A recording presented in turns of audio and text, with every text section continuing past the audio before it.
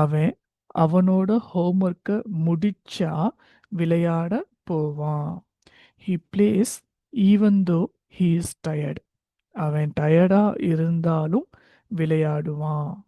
He was playing while I called him.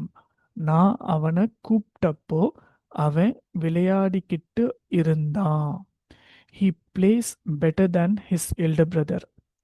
அவன் அவனோட அண்ணாவை விட நல்லா விளையாடுவான். He used to play when he was small boy. அவன் சின்ன பையனா இருந்தப்போ விளையாண்டான். He play he plays not only cricket but also football. அவன் கிரிக்கெட் மட்டும் இல்ல ஃபுட்பாலும் விளையாடுவான்.